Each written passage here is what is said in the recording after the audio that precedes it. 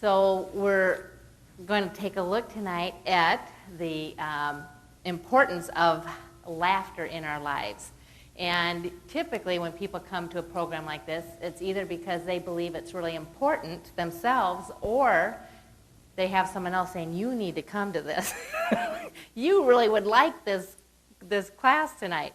So it's a small group, and I'm sure the reasons are varied, but I know that life is much more enjoyable when we are having fun and we have a little bit of a lighter side to ourselves. So when we talk about the healing power of laughter, I think it's important to define what it is that we're talking about.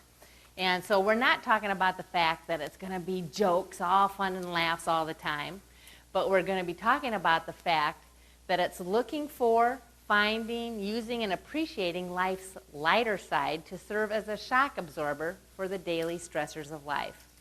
And as we know, we are body, mind, and spirit, and we want to take care of this wonderful body temple that we have by taking good care of it, by exercising, eating healthily.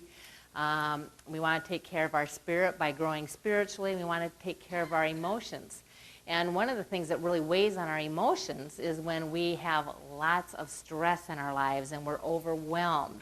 So making sure that we want to look at the lighter side of life is going to help us as we delve through our daily stressors. I like what Bill Cosby says. If you can find humor in something, you can survive it. So that's what we're going to be talking about tonight. One of the presentations that I've done before is humor in the workplace.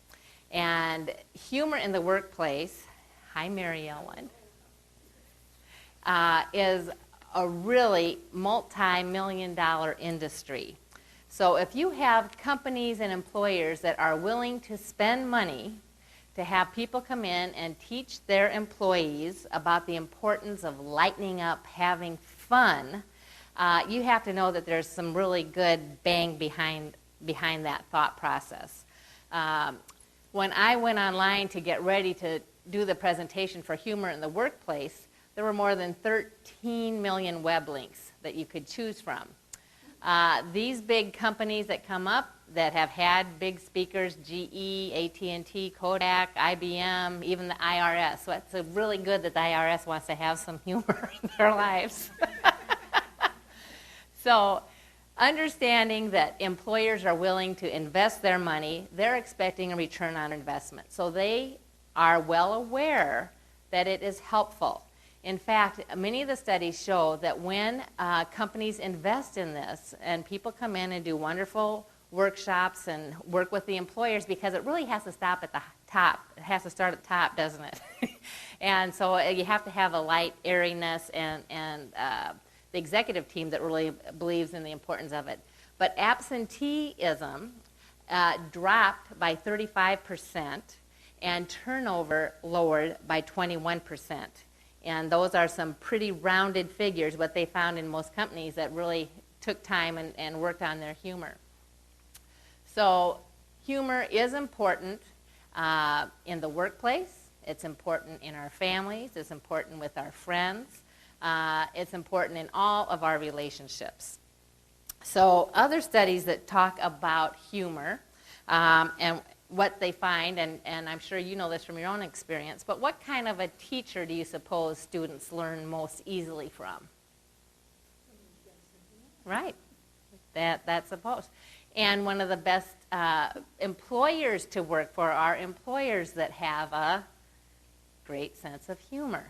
So it's important, and that's one of the top 7 characteristics that people look for when hiring people, is that the person has a good sense of humor, and also it's good for employees to have employers that have a good sense of humor. Sometimes props are really important, and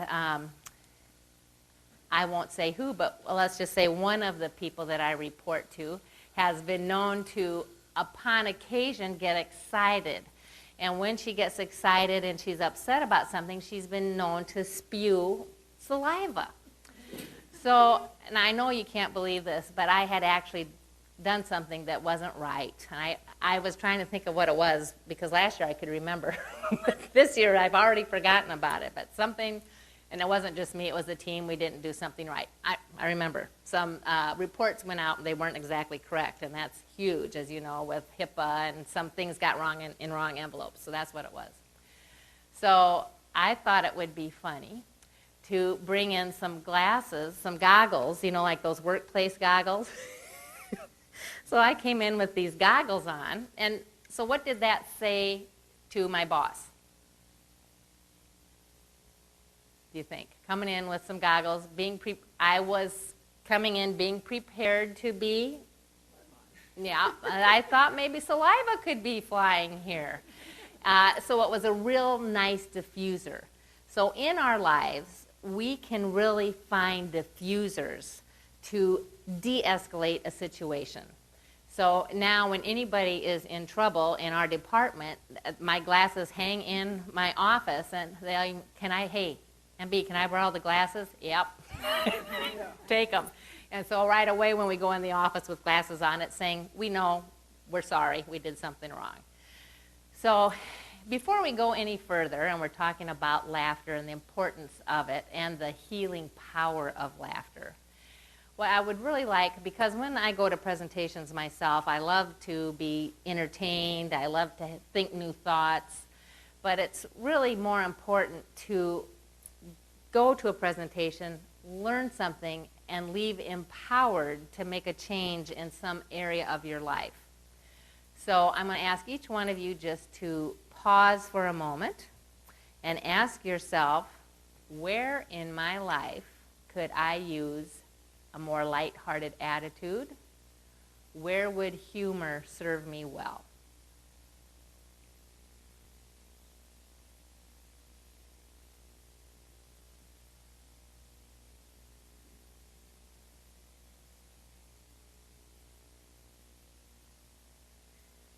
Because it's our choice, isn't it, at how we look at the situations in our life. And many of us have been dealt difficult situations. That's part of being human. If we didn't have that, either it hasn't come yet, but we all have difficult situations that we need to handle. So with that thought in mind, we're going to keep going on and looking at the material. And I want to make sure, with such a nice small group, we had a really good discussion at this morning's session at Westdale. So please, at any time you want to add something, I think there's always a wealth of wisdom within the group here, so please add anything at any time. So one of the researchers that I wanted to talk about was Michael Miller, and he's from the University of Maryland School of Medicine. And he realizes that when people have a lot of stress in their lives, that blood vessels constrict. And his thought was, I wonder if laughter could help loosen those blood vessels. And so he, first of all, took a look at people that had suffered really stressful situations and found that after a stressful situation, the blood flow decreased about 35%.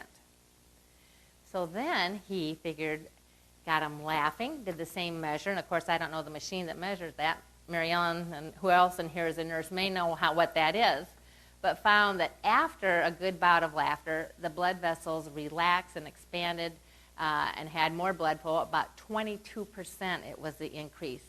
And that improvement is equal to about a 15-minute workout. So I'm just curious, how many of you would rather work out for 15 minutes, and nothing wrong with that, or have some good laughs? So our question is, wouldn't it be nice if on that prescription pad that the doctors often can write a prescription for exercise, which can really help us, but wrote a prescription for laughter? And the good news is you know what? We don't have to have a doctor prescribe that to us, because we can do it ourselves. So you know what? I'm thinking that this is important, and I'm going to try to implement it a little bit more in my life. Anatomy of an Illness. Have you ever read it? I want to share about that. This is wonderful. Thanks for bringing that up. Norman Cousins was a gentleman who went to his physician with some illness. And he had the name of the illness. It was a connective tissue problem in his spine called, and you probably know how to say this better than I do, ankylosing spondylitis. Okay. And his doctor gave him a 1 in 500 chance of survival. Okay, so the odds were not good. And so Norman Cousins decided, you know what, I don't like those odds. And being a good consumer and a wise man, he got as much education and knowledge as he could about his situation and started reading. He realized with the medications that he was taking that it was depleting his body of a lot of vitamin C.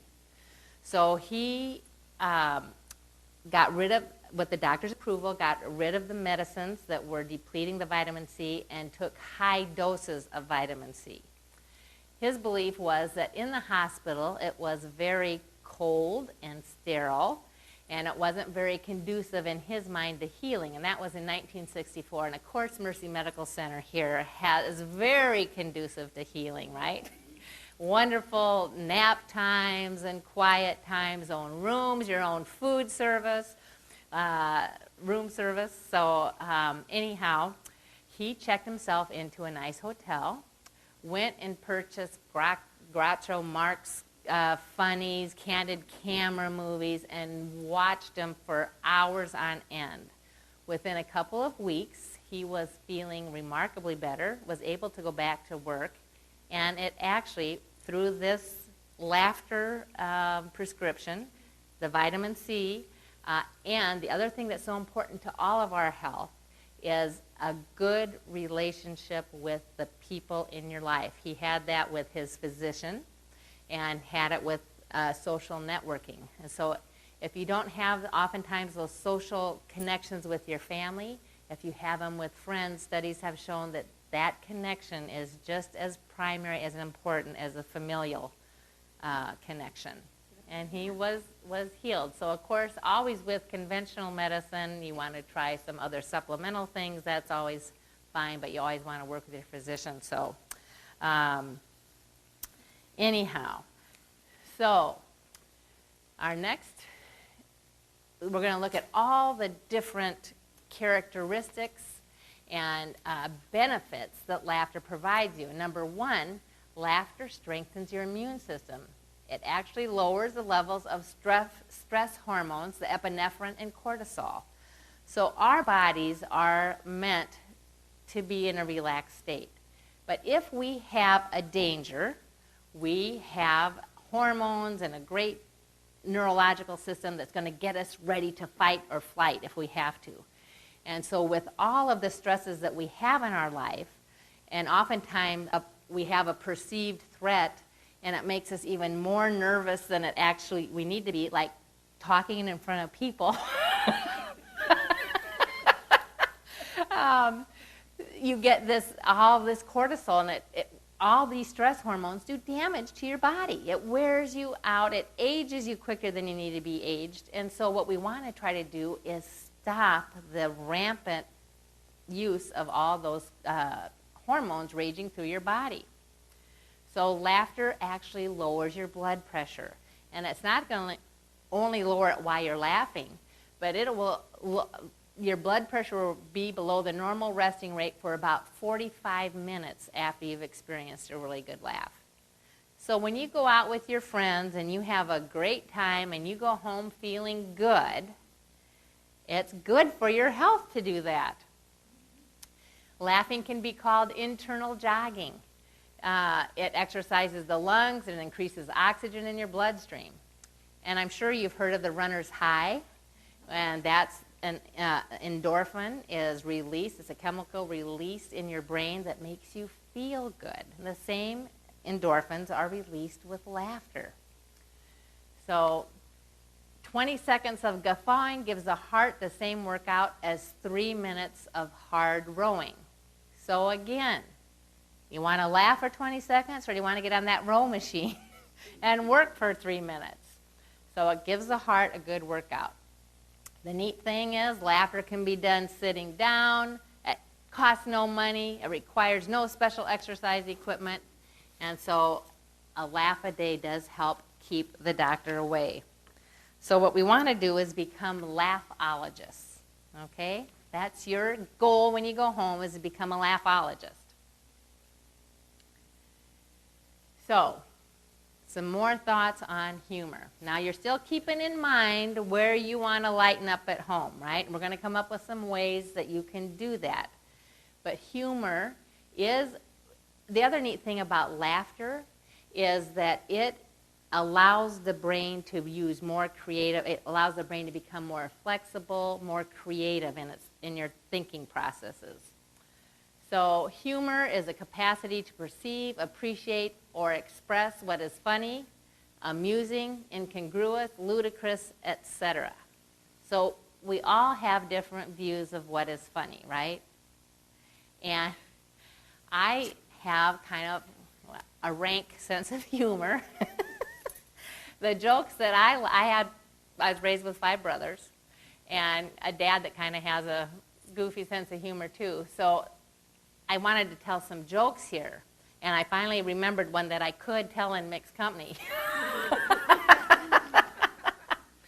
But I'm sure you've heard of the 3 sisters. It was Addie, Ruth, and Zelda. And they've lived together for years. And so Addie was up in the bathroom, getting ready to take her bath. And as she's getting in the tub, she goes, Ruth, come help me. I can't remember if I'm getting in or out of the tub. Come help me.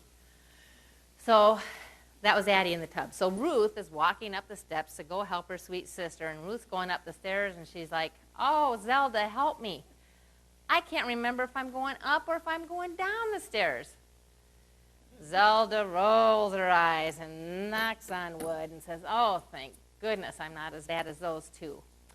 So poor little Ruth, who's waiting for Addie to come up the stairs, finally yells for Zelda and says, Zelda, can you please come help me? And, of course, she's just knocked on wood. And she goes, well, I will, but first I have to go see who's at the door. Good one, huh? Cute. Okay. So, and I've got a couple other jokes. We're going to have a little laughter here. So, what do you get if you cross a chicken with a cement mixer? A bricklayer. What do you get if you cross an elephant and a kangaroo? Big holes all over Australia.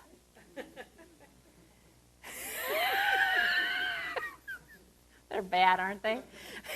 How can you get 4 suits for $1? And I just can't. Yay! And you know what? I've got candies back there. I'm going to give you a little candy for that one. If anyone else gets one, buy a deck of cards. Quick.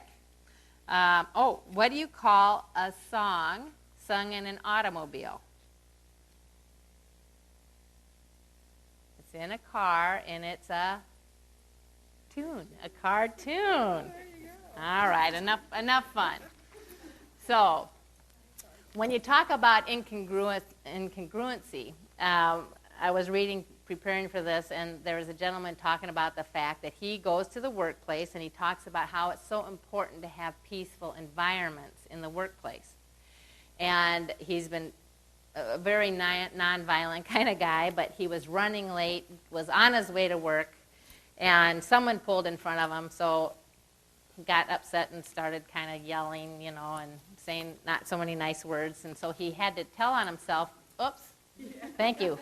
He had to tell on himself when he went to the work because here he is going in a peaceful, nonviolent thing, and he's cussing the guy out on the way. So incongruency. We need to look at our own incongruencies in our life. So if you're too busy to laugh, what? If you're too busy to laugh, you are too busy, right? And we know that in our own lives. When things are we're uptight and we're stressful, and things are tough, it's usually we're too darn busy. So I like ASAP. That means being as silly as possible. And laughter creates that positive mental attitude. So again, When in the workplace, why it's also so important to have humor is the fact that when you share laughs with people, what does it do? It binds you together. It relaxes you. It creates a bond.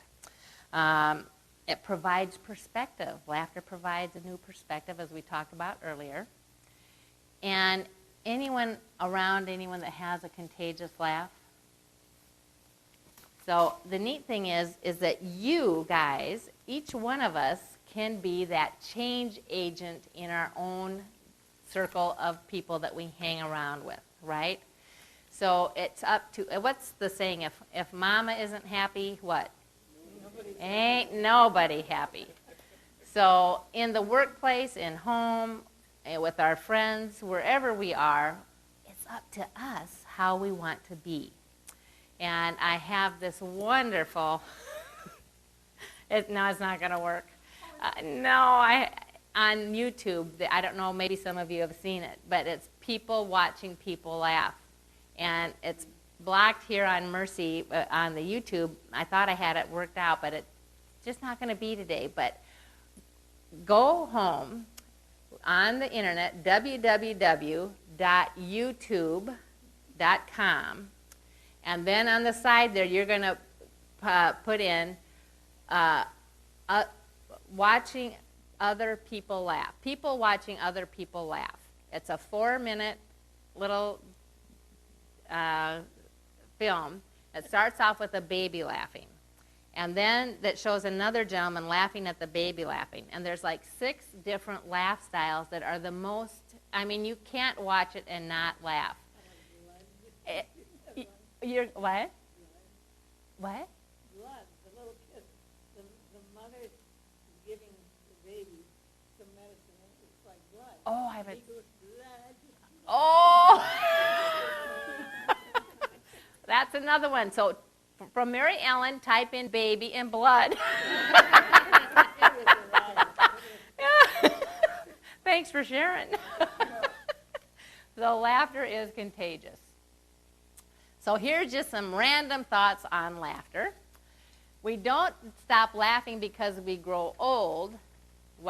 We grow old because we stop laughing. And I'm sure we've been around people who are a bit grumpy, shall we say, and they're not fun to be around.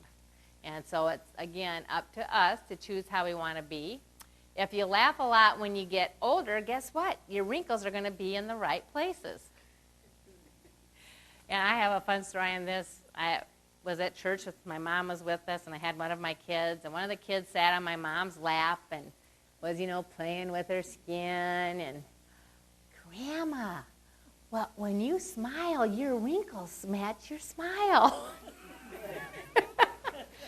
So if we don't have wrinkles, guess what? We haven't laughed enough. And have you ever tried laughing and worrying about something at the same time? Doesn't work very well. So you can improve your lifestyle by improving your laugh style.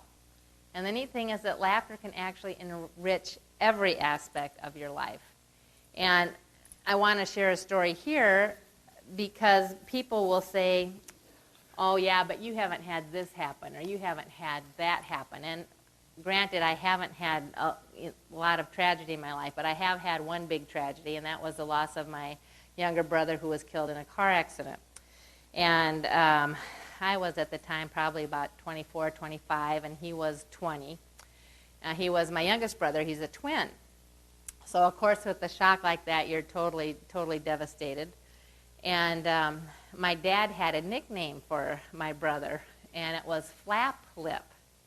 And he said, and this was we got the call in the middle of the night, so it was sometime the next day, and he said, you know what? Pete might not be gone for good, because if he gets up there and he starts telling God, well, have you ever thought of doing it this way? Or have you ever thought of doing it this way? He goes, you know what? We may get Flap Lip back. And I remember at the time thinking, how am I laughing? But humor does diffuse. And it made me realize that even though my life was changed forever in an awful way, it was still the same in many ways. And along the same line as that, my older brother, sick older brother, in the same time was a realtor. So here's more humor. And of course, with the tragedy, he had to call someone who he had lined up to show a home. And he said, oh boy, I wonder if the old sympathy clothes will work. So again, as you can tell by this, we do have a sick level of humor in our family, but it has served us well, and it has allowed me many times when I'm taking life too seriously to lighten up. The time that Tommy was babysitting and looked in the Bible. Oh,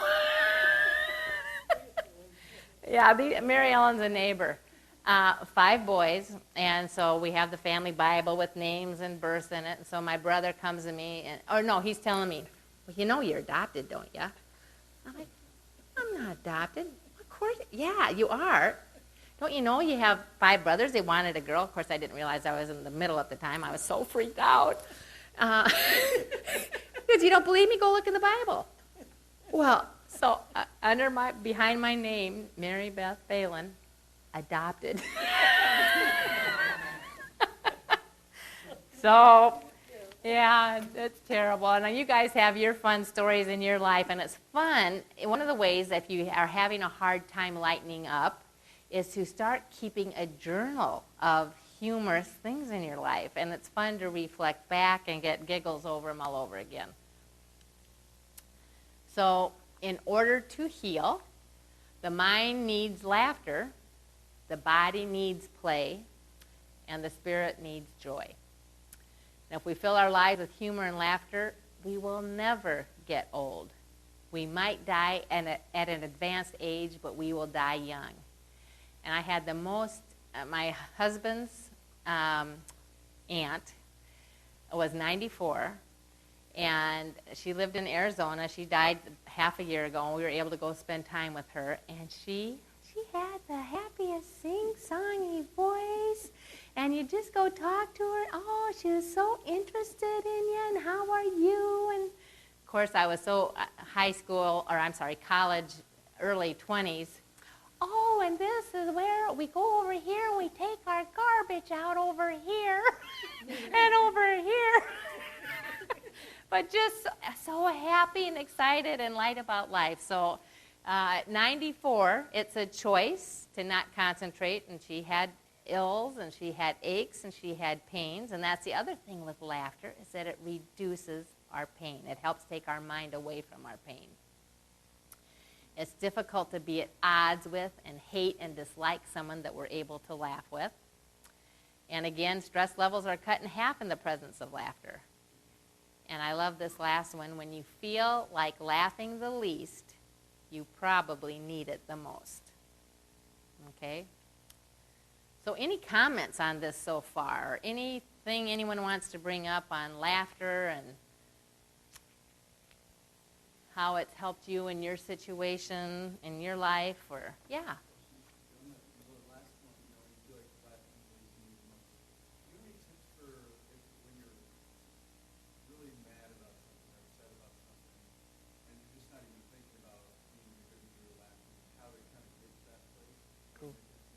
Great question. Let's open that up. Who's got some suggestions or thoughts? In one of the readings, one of the gentlemen said, think about, and I may have it in here. My problem is when I put talks together, you should have seen all the slides that didn't get in here. It's hard to pick out. But he said what he does is imagine your favorite comedian mimicking you and what you think is such a big deal, or your family quarrels or squabbles, if they were mimicking you guys going through what you're upset about. And we're going to come up with some other things about that. Did you have an idea? Puts on funniest home videos.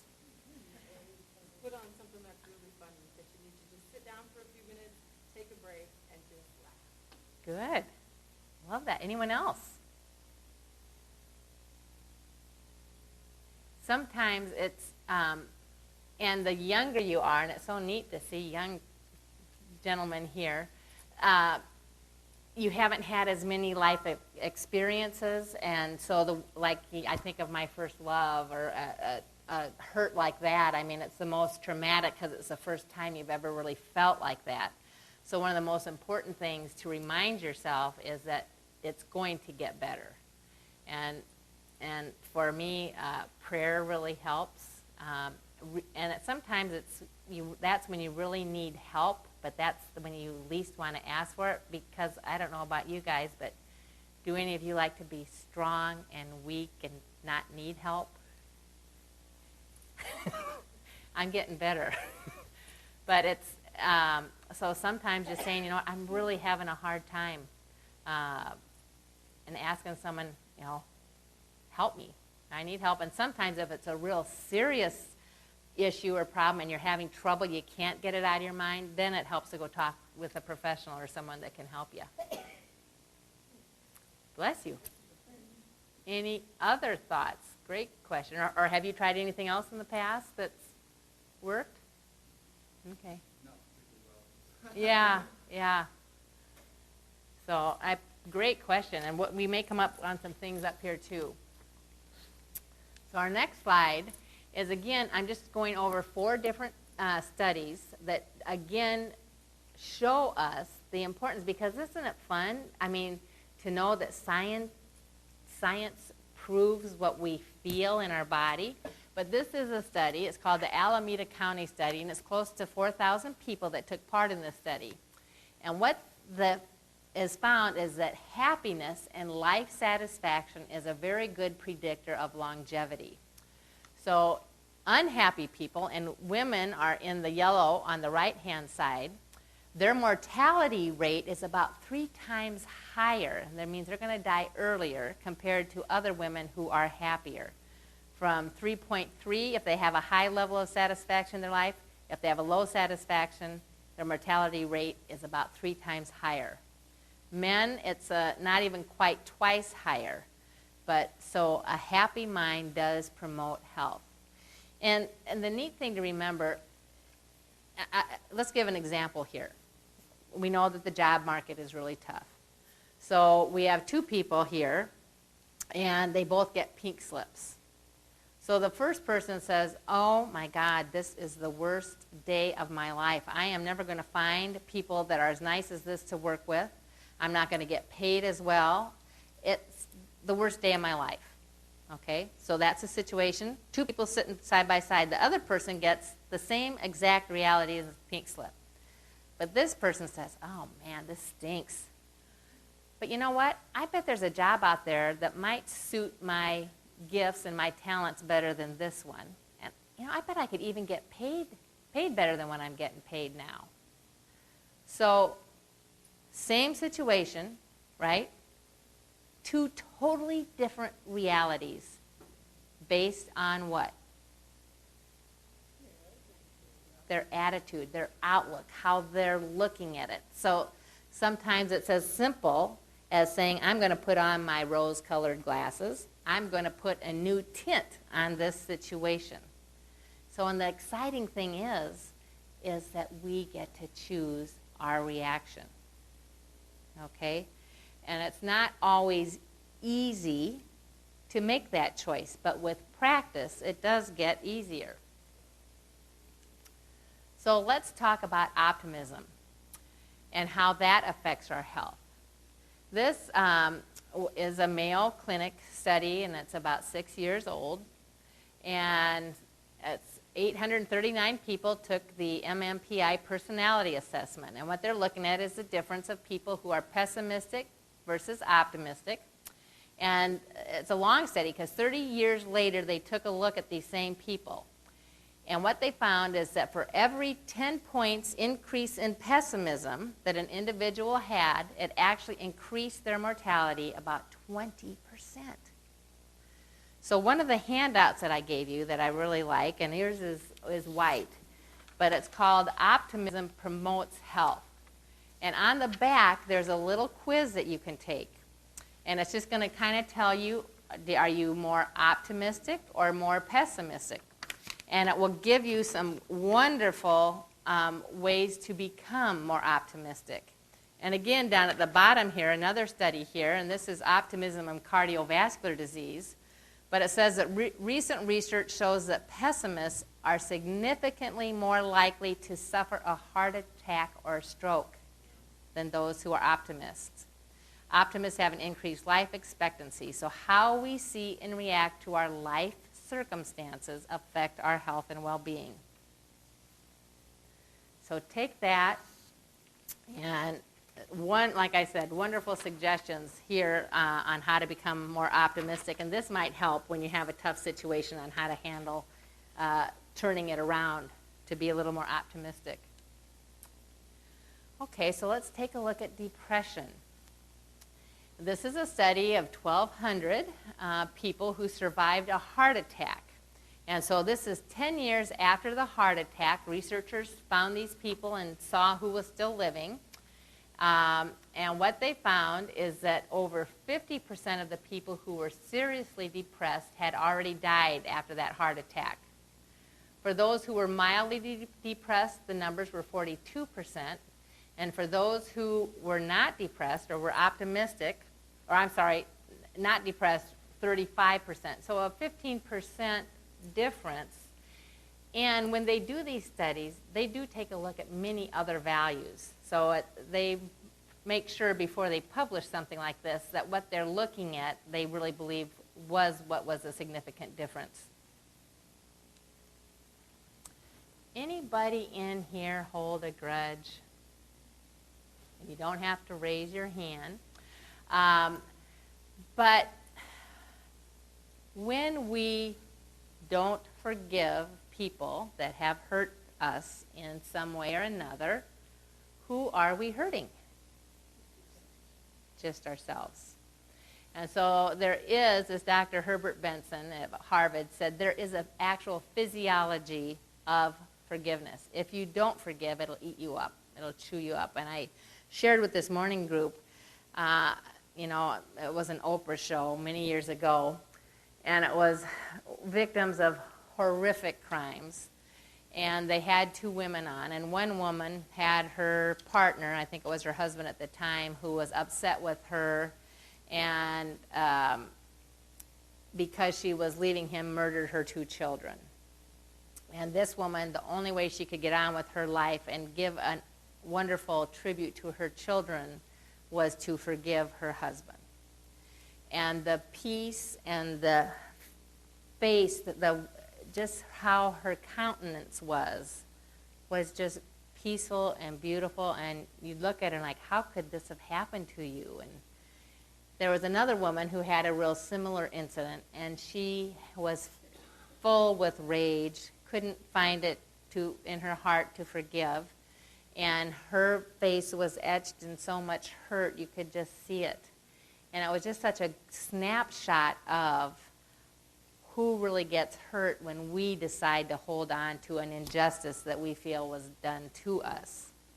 So I want you to pause and reflect right now and ask yourself if there's a situation or a person where you need to offer forgiveness. And if you don't feel like you can, it's time to ask for a prayer and a grace to start thinking about forgiving, because it is impacting your health in a negative way if you're holding a grudge.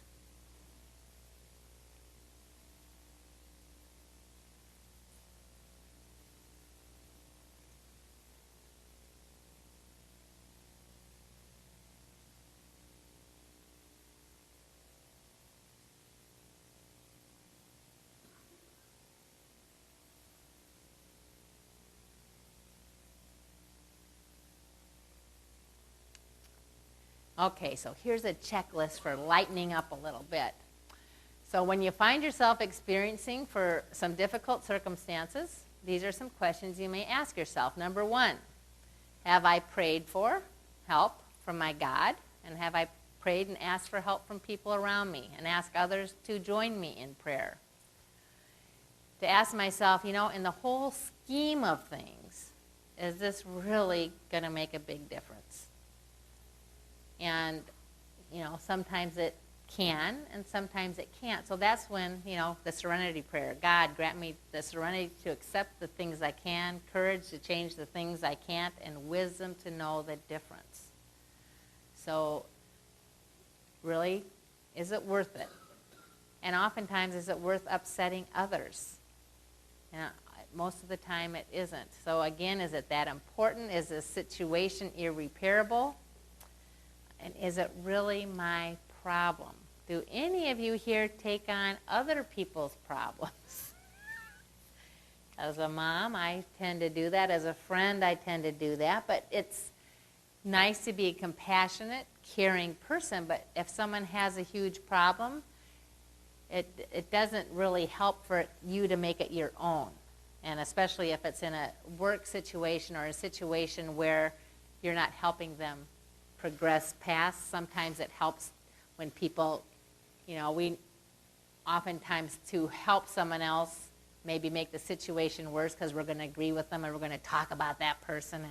And again, we can be the light, the change agent that's going to help them get past that difficult situation. I love this. Angels can fly because they take themselves or they take things lightly. So, any other things that help you lighten up?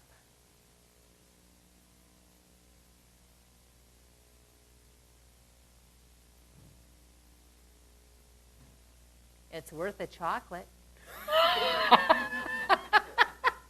A little chocolate, yes.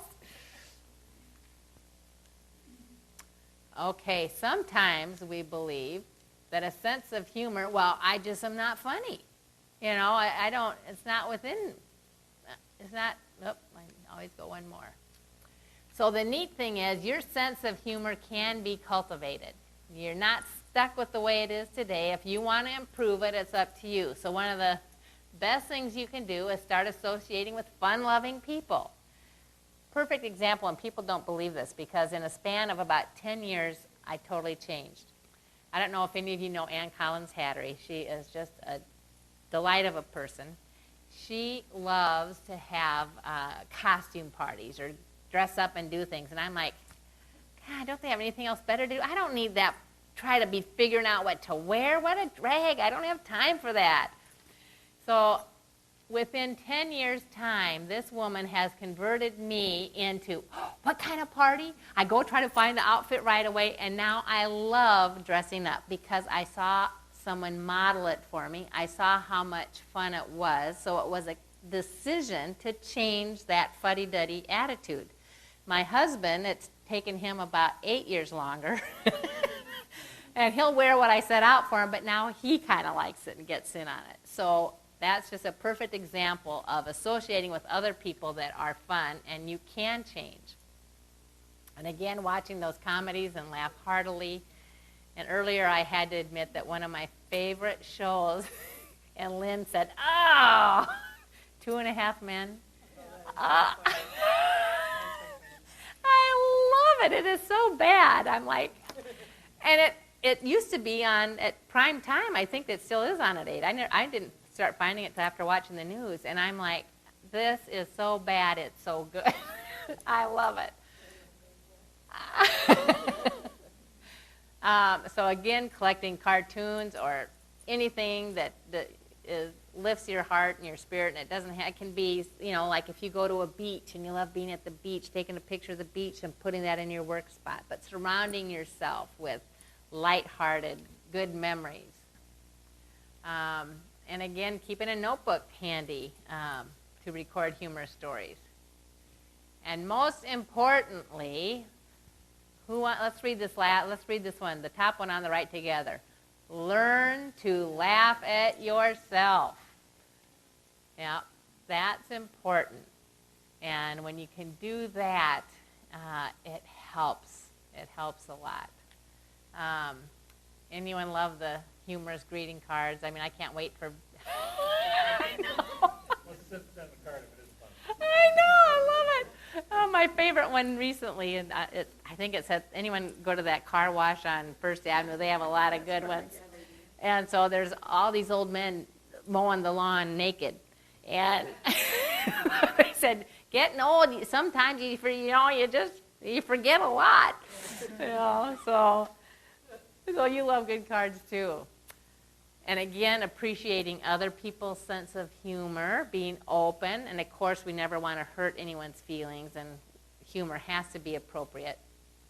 But again, practice smiling. That's where the laugh begins.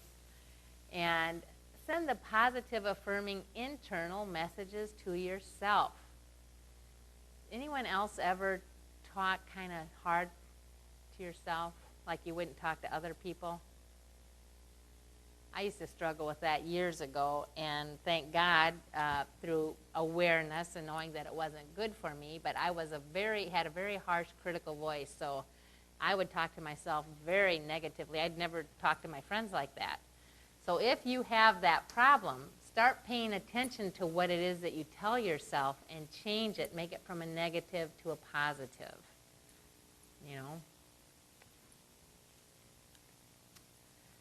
Okay, examples of looking for humor.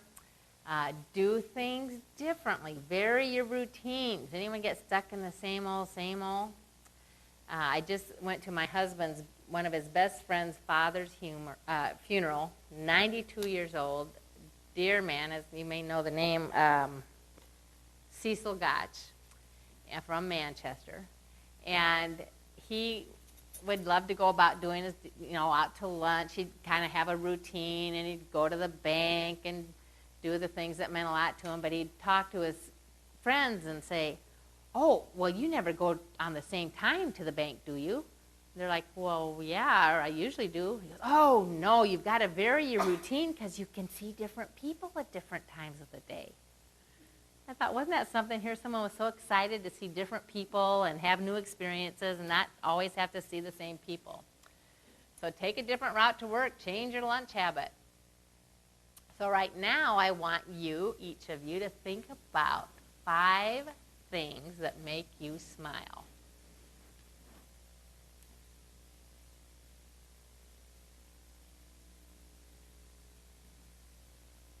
Five things that you think is really fun, or 5 things that you're really grateful for.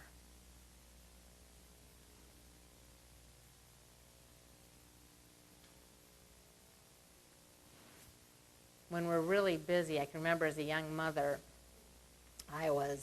someone was talking to me about, what do you like to do for fun? And I'll never forget, I must have been really busy, a tough, busy time, overwhelming time, and I just remember thinking, I don't even know what's fun right now. It was not a fun feeling. Who has time for fun? Yeah. That's what exactly. So if you don't know right now what is fun, how are you going to get to it? So know in your heart of hearts, wow, this is something that I think is really fun, and allow yourself the opportunity to do it. So you've come up with hopefully 5 things either that make you smile, that you're really appreciating, things that you're grateful for, but most importantly on this fun thing, I really want you to pick one fun thing and get it done within the next week or 2. You guys commit to that?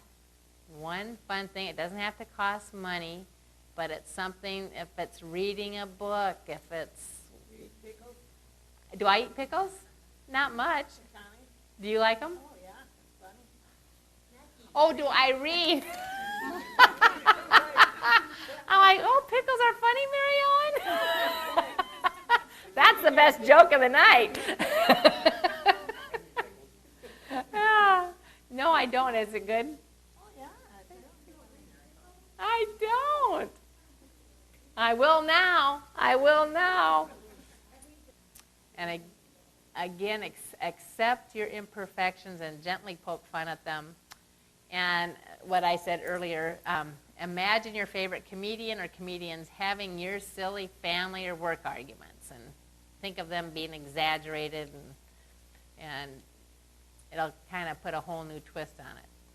So you're going to nourish your sense of humor. First of all, you have to find it sometimes. You may have to look for it. But it's up to you to realize that with the right attitude, the fabric of your life can become your very own pharmacy. That was one of the questions. Where can we go? And it's the fabric of our own life is where our fun and laughter and humor is. And we have to be willing to look for it and keep looking for it and know that it's there. So remember, laughter is the best medicine. And thank you for coming.